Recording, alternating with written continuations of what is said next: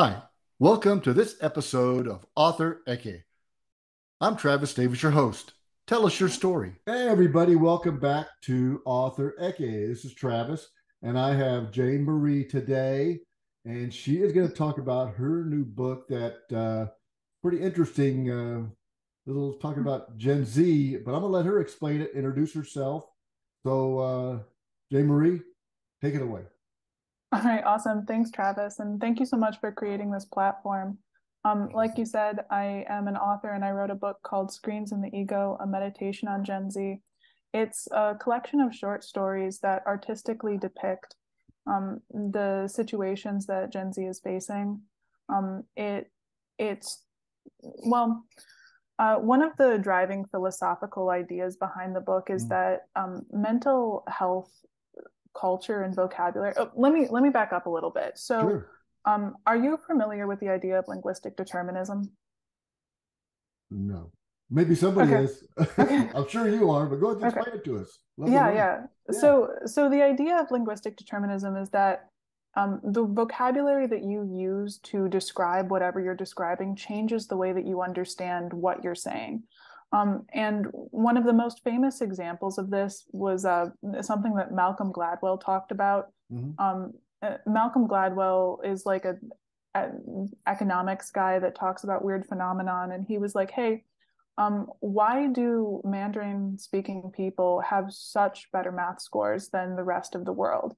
And he did an entire investigation, and one of his conclusions was that the language Mandarin is better at explaining mathematical concepts than English is, because, for example, when you say a fraction, literally the words in Mandarin are out of five, take four. And that's easier for a younger child to understand than what, four Hmm. fifths would be in English, right? Right. So it's easier to learn math if you're learning math in Mandarin. Um, and linguistic determinism has always been particularly interesting for me, just because I've been interested in the differences in the way my Arab grandmother talks about herself and talks about her life versus the Hmm. way that like the rest of Yeah. the world around me talks about Hmm. themselves and their experiences. And that really culminated in me um, realizing that words like anxiety and depression and trauma and things like that are fundamentally expressing the same human experiences as religious words like guilt and grief and shame and sorrow. But the difference between those types of words is that words like guilt and shame and grief and sorrow are operating within a more religious context, and they also prescribe a non-medical cause to what you're feeling. Like if I'm saying I'm depressed, Hmm. um it's kind of like, oh, I don't know what's causing my depression. I have a chemical imbalance in my brain, or I need to go to therapy, or I need to take antidepressants. It's like prescribing a scientific reason for feeling sad, that's not really like definitive. It's not like, Hmm. a specific idea. It's kind of like you probably like no one really knows why you're depressed, or you're Right. depressed because of childhood. And if you use words like guilt or shame or grief, it implies like, hey, like I'm having a problem with my family, or the way that I'm behaving Hmm. influences the way that I think about myself. So that's one of the main philosophical drives, and I talk about that in Hmm. the like main story Hmm. of the book, which is called Screens and the Ego, which is why the book is named Screens and the Ego. And that story is a fictional depiction inspired by some real experiences I had where like where multiple people who I knew were seeking mental health treatment, and they were Hmm. like actively having worse mental health. Um, and the story is an artistic depiction of a character named Deep who struggles with taking too many pills in a public place, like a couple too many pills in a public Hmm. place, and then getting treated for suicide when that's not actually the case profile that she's struggling with. And let me Right. clarify, you have to be in a lot of emotional pain to like publicly self-harm with medication, but Right. the way that doctors like said, oh, you need to build self-esteem and prescribe like long-term reliance on therapists and antidepressants really exacerbated this particular issue. So that's Okay. one of the things. I'll let you talk now. No, it's fascinating. So, Thank you.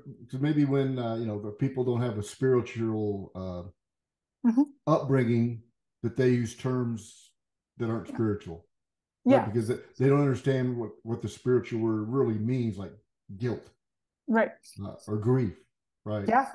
They understand anxiety, depression, toxic, Yeah. behavior, Toxic. whatever that people understand that. So Right.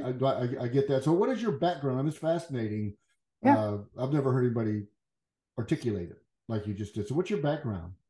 Yeah, so I grew up in a super liberal area. I grew up in a super liberal area with a super liberal family, and my only window into religiosity Mm-hmm. is my mom's mom.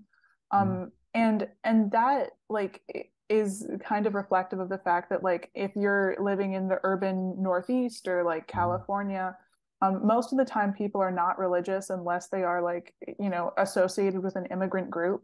So Right. you'll have like conservative Bengali Americans living in New York, but you're not going to find like any conservative like Caucasian Americans. Right.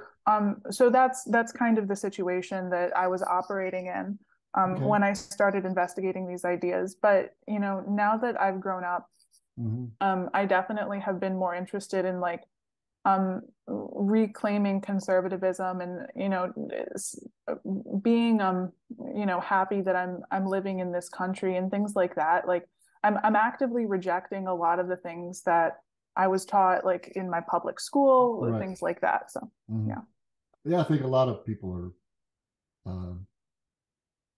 realization hurts sometimes. Reality Yeah. can take you back a second to think about, what you thought. I mean, I grew up mainly in Democrat family, Southern Democrat family, right? Mm-hmm.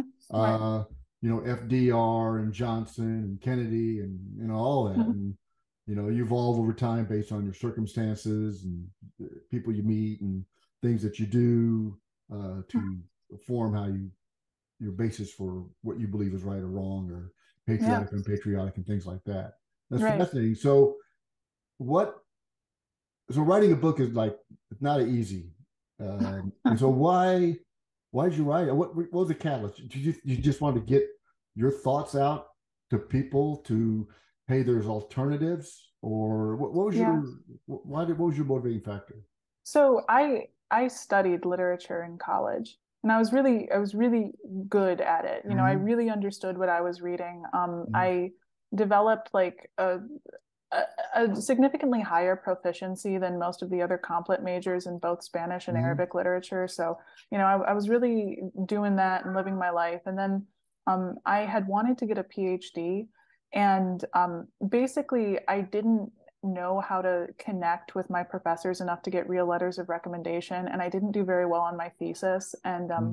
having a good mark on your thesis is generally a necessary prerequisite to getting into a good Sure. PhD program because you Mm-hmm. have to show that you're like a competent researcher. I Mm-hmm. didn't know how to do that, mostly because I was having these like moral reservations with like the social milieu of my Mm-hmm. college, and Right. I like it's kind of difficult to explain to people who went to college before Trump how hysterical like my college experience was. I went into college in 2016 and Mm-hmm. I graduated in 2020. And for example, like I had multiple professors say that, if you were grieving over the election of Donald Trump, you didn't have to turn in paperwork. I had like multiple professors cry in front of our class about it, and just like about like the election of Donald Trump, and then the amount of initiatives that Mm-hmm. were brought forth to like purge our campus of like the racists that Right. allowed this to happen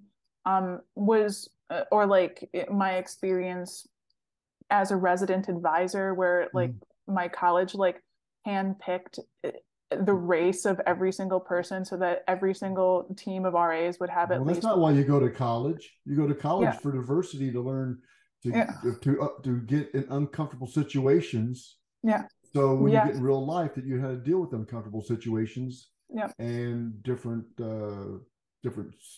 like I was in the Army for 20 years, so I mean, Oh, that's awesome. the people Well, that thank I you. have met are, whether they were from New York City and they were in a platoon from somebody from Arkansas, to a Native American that's out of Arizona, New Mexico, to a Hmm. Hispanic is out of California. You're all in the same place at the same time.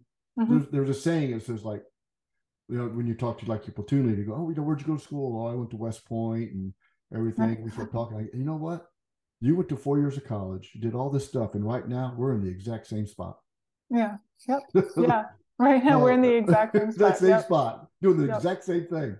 And yeah, absolutely. And in your experience, like diversity was something that like made unity. Yeah. And in my experience, diversity was something that like authoritarian leftists co-opted in order to Mm, control people. And there really was no diversity of thought. Like I can honestly say that like I really studied hard, and I read a lot. And I don't think that my uh, like perspectives mm, really grew more in college just because there was such a like overwhelming social pressure to right. conform to this like very specific and very radical identity politics Mm-hmm. liberalism Yeah. that's just like completely seized our universities. So anyway, the I'm this No, response is I see for that. writing a book. So basically Yeah. I pulled my PhD apps. I Mm, wasn't going to get into a good one anyway, and it's not worth it to like make no money if you're not going to get into a good PhD. And I'm really, really sad about it for a very long time. mm, I did this during COVID, and like COVID was one of the worst times in my life because like mm, obviously I was isolated, and then also like the future that I thought that I had for myself was taken right. away, and then I had like a series of um you know uh, fights with people and whatever. So it Exactly. just it was just really Right. hard.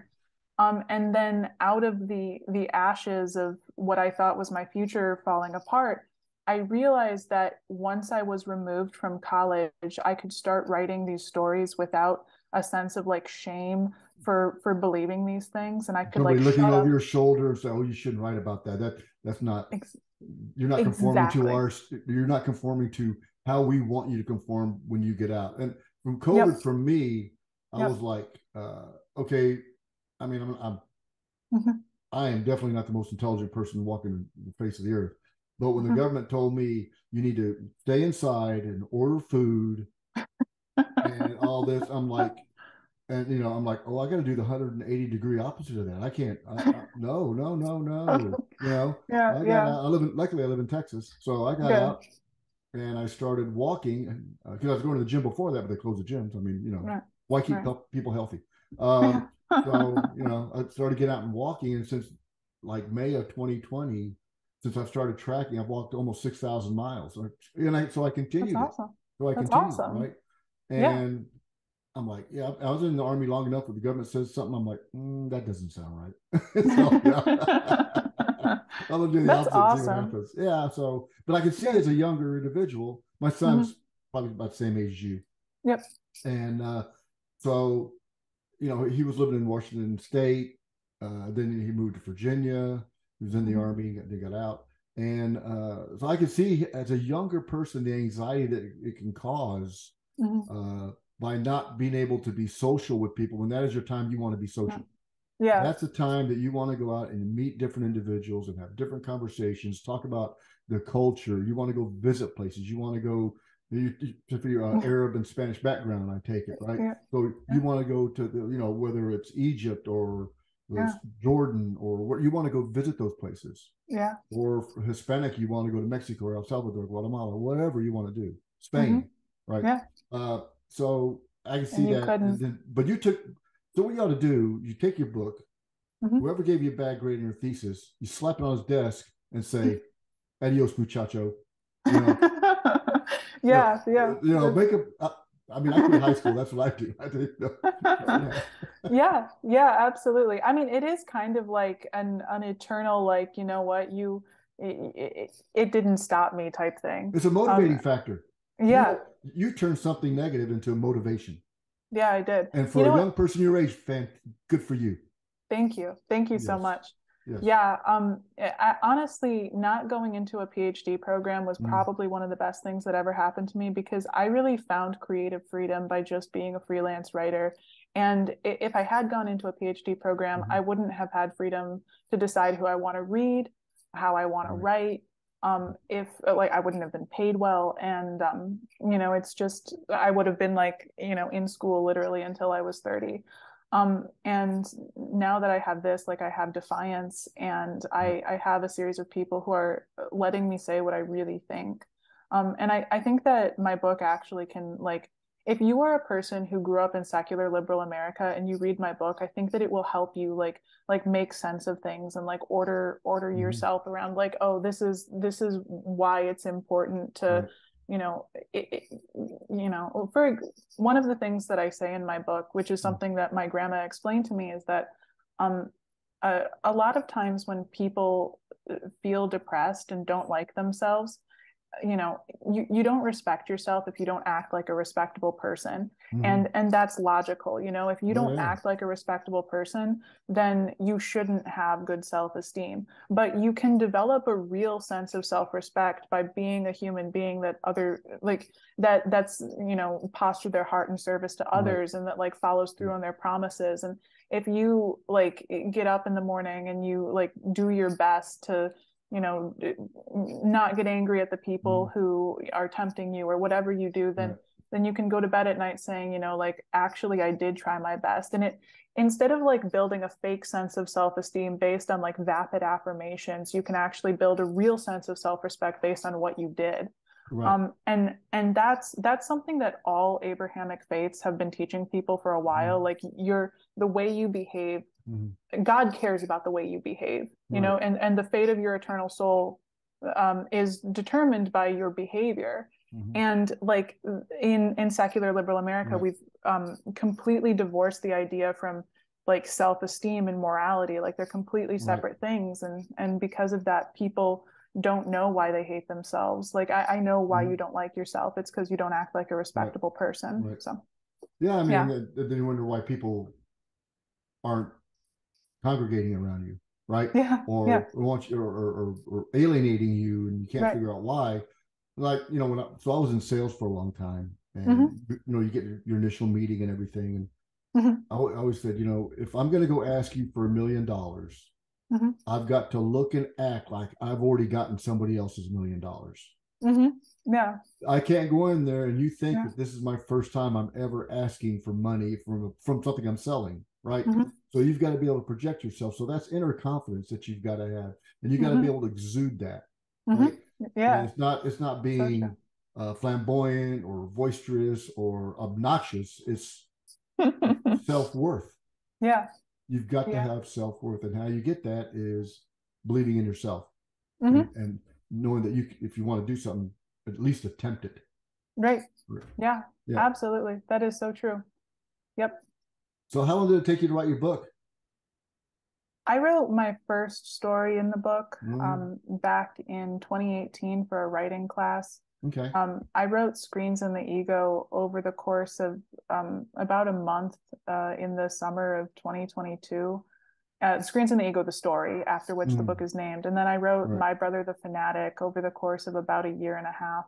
And those are the three like main pieces in the book. I also have like a meditation on freedom, which is more philosophical. But I would say about 3 years of dedicated thinking, and then probably like a month of writing after I've really sorted out the ideas in my head.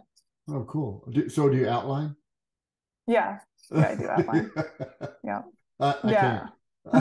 You can't? I'm like, no, I tried. I have like a mind map program that I use to be able to map things out, to make sure that if I say something, I close it up in the book somewhere. So Jay Maria, we have the same publisher, so Defiance Press. Yeah. Yes, we do. So, and I actually went down to Houston and met him in person. Well, that's all. I did too. Yeah. Did you? I mean, I do a lot. I mean, I'm technology oriented, but I don't believe everything on the internet. So I had to go down. I'm doing some work in Houston. I said, I got to stop by and see you guys. I mean, this is important for me to understand who you are. Working into a deal. So yeah, so very pressing. They do allow you the literary freedom Yeah, they to, do. and they don't guardrail you No. on what you have to put in the book or what you shouldn't. And so that gives you the freedom to really express yourself. I think that's Yeah. what a lot of people aren't doing right now. Well, when they do express themselves, it's in anger. Yeah. I mean, Yeah, it's they do. and that's terrible. I mean, Yeah. just step back and you know think, oh Hmm. well, count to 10, whatever you got to do, to figure it out. So what's the next on the agenda? Um, What are you working on now? well, right now I'm interested in promoting the book. Which is You know, hard. That is the hardest part. that is the hardest In part. writing. That is. Well, like you said, I'm really, really, really happy that Defiance has created this platform for Mm-hmm. people like me and you, because it is really difficult to find a publisher who will stand by you if you're trying to like speak the truth. Yeah. Obviously, like all publishers at like the only thing worse than being a writer who is unpublished is being a writer who lost their publisher's money or gave their publisher a bad reputation. Mm-hmm. So a lot of publishers will absolutely not stand by you if your book creates a controversy on Twitter Yeah. or something like that that Right. damages the reputation of the publisher or the other books, Mm-hmm. because the argument that authoritarian leftist people are making is that Yeah. by publishing a book with a controversial opinion, you're actually propagating The falsehoods. institutional racism. Yeah, Yeah. exactly. Yeah. Yeah. All those things. Yep. Yeah. So they'll hold everybody who's accountable, everybody who's associated with that press accountable for that one Mm-hmm. person's thought. And it's not, and that's such a far cry from like the original idea of freedom of speech, Yeah. which is like, hey, I don't agree with what you say, but I believe in your right to say it. Yeah. Like that's we're so far away from that.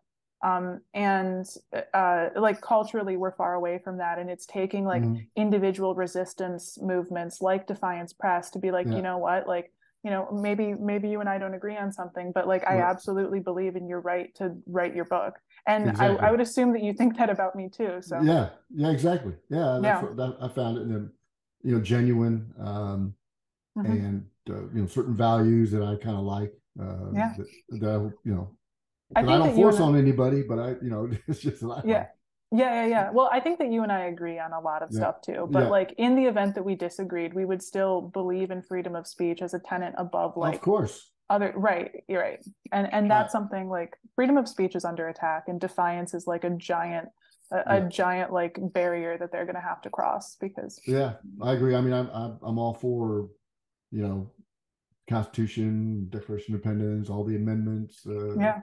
to the. I Yep. mean, that's what I spent the first 20 years of my adult life, 17 to 30 some Serving. years old, right? Doing. So I Yeah. believe in that stuff. So you can have your opinion. Mm-hmm. Fine. I don't have to, I don't have to agree with it, Right. but I'll let you have it. Right. But you got through your mind too. Yeah, exactly. You're gonna have to hear mine too. Yeah, Exactly. it's kind of a, they give yin yang, give and take a little bit. Yeah. So, And thank you for your service. That's really oh, I wonderful. think you had a good time. So, so you hit on something that's critical. I think a lot of authors don't realize it is writing the book, as tough as that is, the really hard part is getting it out to people can see it, unless you have your own TV show, right? Yeah. And then you can write a book of crap and people would buy it. Yeah. Yeah. So, True. but I think that's the hardest part. So how do you market? What have you found, or what are you finding? Or I mean, I could tell you what I've done and tell everybody else what I'm trying to do. So what have you tried? Yeah. You know? Yeah. What have I thrived in? I'm not sure if I've thrived in anything yet. But I'm trying to attack it from a number of angles. The first thing is appearing on podcasts Mm-hmm, like mm-hmm. yours. My goal is to get a couple podcasts under my belt such that Yep. I am able to proposition podcasts with a larger audience. Yep. And then in addition to that, I have a list of journalists who are interested in reporting on culture issues, and I'm going to Right. position my book as something that is commenting on the culture in a way that like is worthy of your attention type thing. So Yep. I'm going to try to email journalists. I'm going to try to Mm-hmm. appear on podcasts. Originally, I was trying to do social media, but unfortunately, I'm kind of traumatized by social media. Um, like I really can't deal with anything with a like button. I do have Yeah. YouTube, and Mhm. I'm starting a TikTok. Oh, one of the things I did that was unique, I paid an animator to do a book trailer for me. Oh, So nice. when yeah, so when I talk to Well, journalists send or it to other me people. or send me a link and I'll put it in the link in the podcast. Okay, awesome. Sounds Yeah, like a heck plan. yeah. Yeah. Yeah, I'll do that. Yep. I do the same. I do the same. I create my own trailers Oh, uh, that's awesome. for it. And my son, okay, he's all, he's all into technology and stuff, but he Yeah. said, oh, you got to try to look at this stuff. And I go, oh, it's AI. So put a text that generates the video, but of course you can switch out the videos because it's not 100%. But it's cool because you do it, 1 minute and a half trailer. Mhm. And I do that um, for the book, and I'll try different ones, right? Yeah. Different ones because A/B testing, what do they call it, right? So I Hmm. do that, but I do. I think it's important to book signings, right? Like Yes. you're in Michigan, Hmm. so you could. There's a program that you can go to the what's grocery store up there? Wagman, not Wagman. There's a big grocery store in Michigan, Maynard, Uh, something like that, oh right? yeah. Yep. So you can actually have book signings in there. Hmm. I'll send you a link to talk to a guy that gets you where you do your book signings. That's just they'll scan your book and they pay for it at the cashier and they'll send you a check. That's awesome. Yeah. Oh I wow, book yeah, signings are a big deal. Yeah, yeah. absolutely. Doing. Libraries. Hmm. Mm-hmm. Yep. Absolutely. Book signings are great. Any pre-existing network that you Yes. have or I have is Yeah. definitely something that we can work off of. Yeah. Um, yeah, I'm still in the process of trying to see which of the networks that I've created are going to be interested in this book because, for example, I was part of like a sorority and then also a professional fraternity in Mm-hmm. college, but Mm-hmm. I'm not sure if those types of organizations are going to be interested in my book. Um, because my book does present whatever issues it presents, and Right. it Right. presents it in a really unapologetic way. So it's You have to um, apologize for your beliefs. no, yeah, exactly. And I'm not going to. Why I'm should not you? going to Why you apologize. shouldn't have to? You shouldn't. That's ridiculous. No, I mean, there's a lot of. So I mean, I've tried like Facebook ads. Hmm. Yeah. I do a little Instagram. I have a TikTok too, but I do like stupid stuff on there. But what I Hmm. do is I'll have product placement. Hmm. So I'll do like a Oh. grilling thing, and I'll have Hmm. my book where they can see my book. Oh, that's Or awesome. yeah, or I'll say, I'm reading my book, and I'm like, oh, let me grill something. Put the book down. People see it. They'll do the grill. So it's all that. I don't want to just inundate people. Blah, blah, blah, blah, blah. I want to be able Yeah, to think, oh, like, what is that? Right? that's yeah, Like yeah, that's Seinfeld has sophisticated. Superman everywhere, right? Every episode of Seinfeld has something about a Yeah. superhero. You Yep. know, Yeah, so yeah, yeah. it's subliminal. That's very sophisticated. That's Well, some I high wouldn't level say marketing that. right there. Don't get the word Yeah. out. But Yeah. so I do that. Um, Again, I get my podcast here, Hmm. and then I do the Kroger thing. I do a library, and every place in my books are actual places. Oh So I'll wow. do is I'll contact the places if they're in the United States, most of them Hmm. like Russia or whatever. But and I'll say, hey, I'll put you in the book. How about a book signing? Yeah. So There you there's a go. place in Manassas, Virginia, Centerville called Eavesdrop Brewery, Hmm. and if you ever get there, it's beautiful. I mean, there's outdoor, you drink beers. It's so diverse and it's so Um, fun, right? And so I put it in my book, and I said, well, what a better place when you have your mission to go relax. yeah. So I put it in the book, and so I reached out to him. My son lives close to there. I reached out to him, and I said, how about a book signing? He go, yeah. So I had a book signing there, and then I'm That's gonna have another awesome. one, Uh-huh. and I'm working on a winery in California.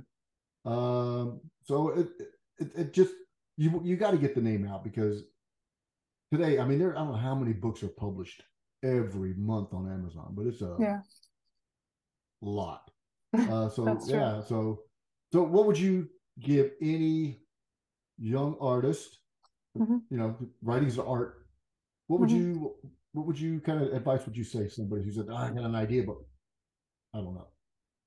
Yeah. I would say.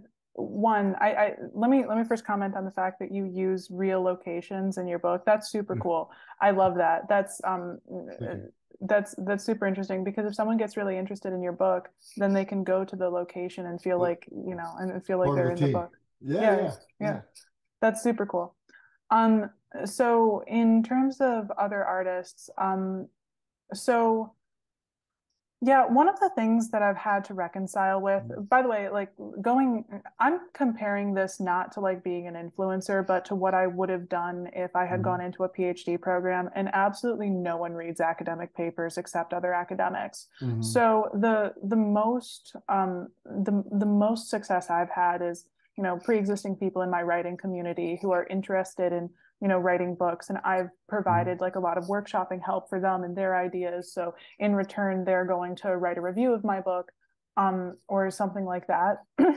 If you have someone, by the way, if you're interested in this is for all of your listeners. If you're an author and you're interested in me reviewing your book, I love reviewing books, and I really, yep, I absolutely love it. I'm, a voracious reader, and I generally will not I will see the value of what you're trying to say. Like there's some like reviewers that kind of get a kick out of being a troll.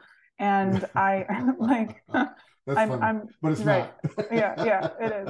That was I'm a trigger. very That was a trigger. That was microaggression. So yeah, it was my I'm microaggression. good. I'm good. Like, I'm yeah. done. So, Yeah. so yeah, if you're within the like writing community and you're interested in because I got one of my friends to write a review for me, and this was just like someone who I randomly started talking to on a plane, who has done like a lot of like movie and TV reviews for like. Oh wow. Yeah, it's like a blog where you like go on and do it. It's for a it's mostly for I don't have to, we'll talk about that later, because I didn't ask him if I could talk about this on this podcast. But yeah, having someone who's really good at understanding literature, writing a review, engaging with your material, and then trying to publish it on literary blogs, you get much less success if, for example, you say, hey, can you like read my 100-page book?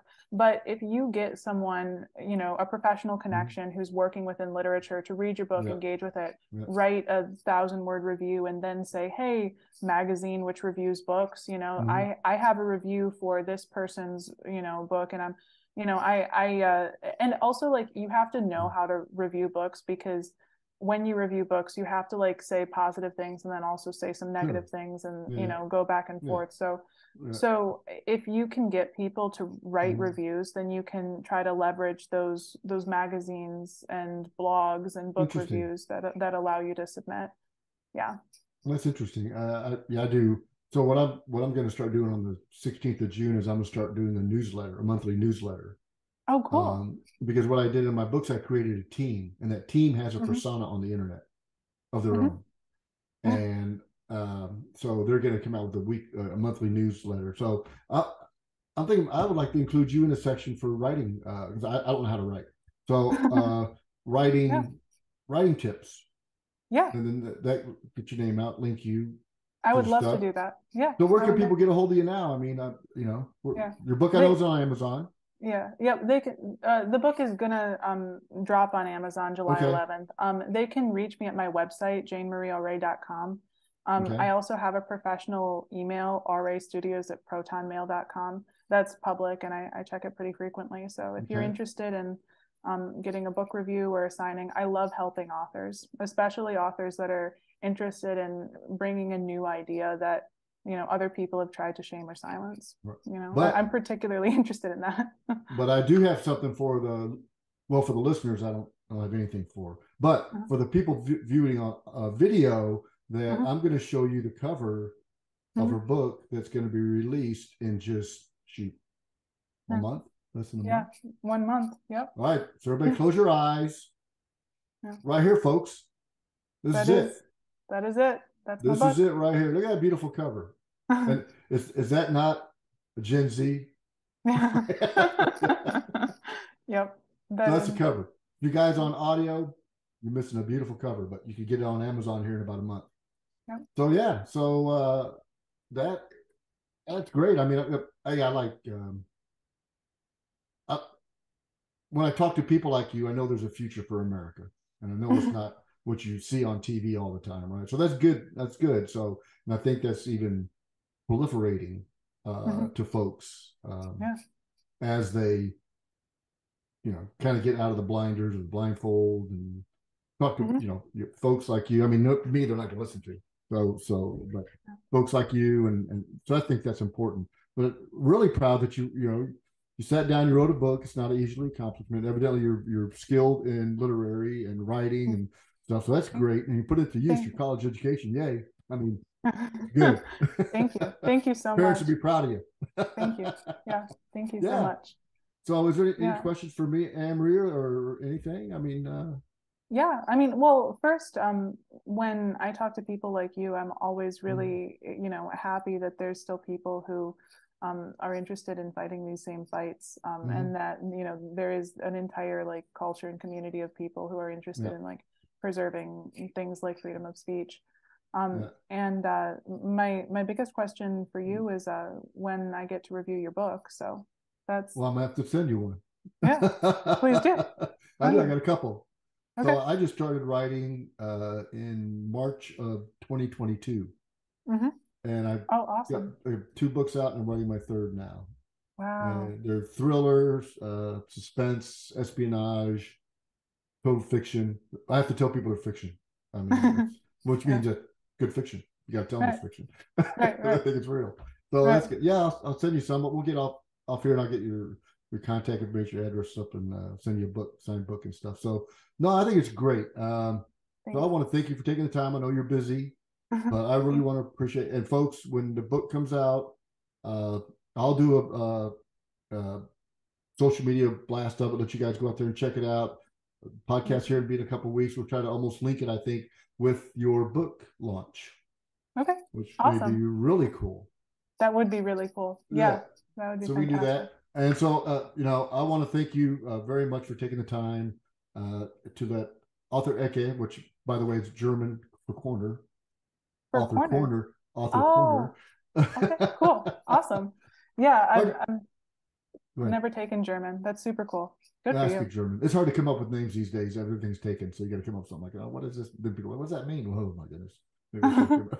That's so cool. That's really awesome. Well, thank you. So everybody, thanks for tuning in, and again, thank you very much for what you're doing and how you're illuminating people. Thank you. Great. Thank you so much, Travis. Thank you. I'll talk to you soon. Bye. Right. Thank you for listening to Author Ecke. There'll be another episode next week. Please stop by and start your own story. We can't wait to hear it.